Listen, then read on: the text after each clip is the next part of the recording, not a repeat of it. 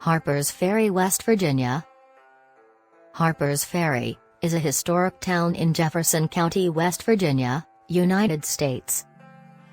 It is situated at the confluence of the Potomac and Shenandoah rivers, where the U.S. states of Maryland, Virginia, and West Virginia meet.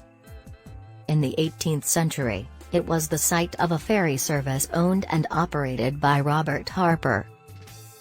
The most important event in the town's history was John Brown's raid.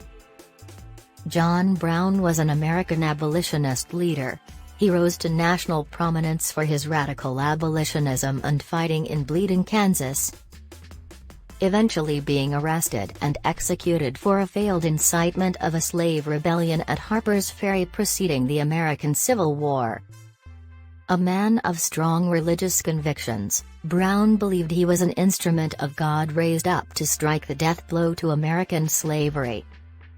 Brown first gained national attention when he led anti-slavery volunteers and his own sons during the Bleeding, Kansas crisis of the late 1850s.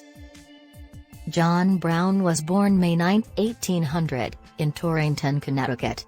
The fourth of the 8 children of Owen Brown, 1771–1856, and Ruth Mills, 1772–1808, he described his parents as poor but respectable.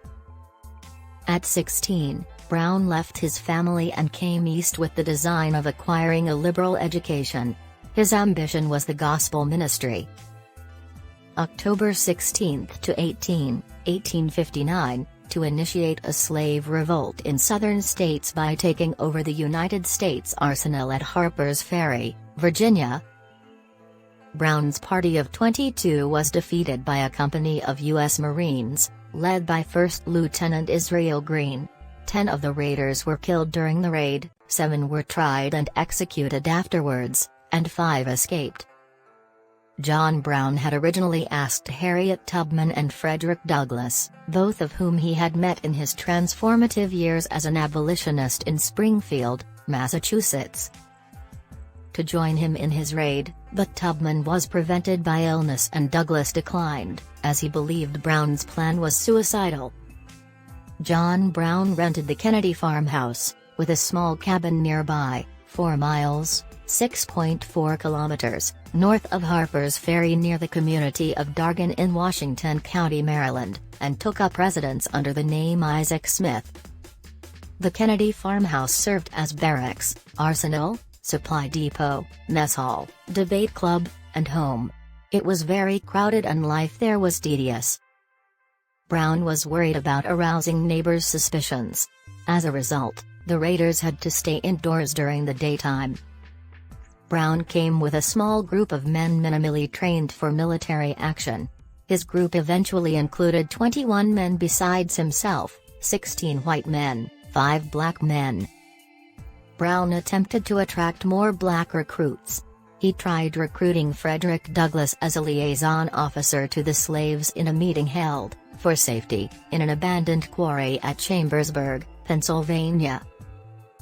On Sunday night, October 16, 1859, at about 11 p.m., Brown left 3 of his men behind as a rearguard, in charge of the cache of weapons his son Owen Brown, Barclay Coppock, and Francis Jackson Merriam, and led the rest across the bridge and into the town of Harpers Ferry, Virginia. Brown's men needed to capture the armory weapons and then escape before word could be sent to Washington. The raid was going well for Brown's men. They cut the telegraph line twice, to prevent communication in either direction, first on the Maryland side of the bridge, slightly later on the far side of the station, preventing communication with Virginia. A free black man was the first casualty of the raid. Hayward Shepard, a baggage handler at the Harpers Ferry train station.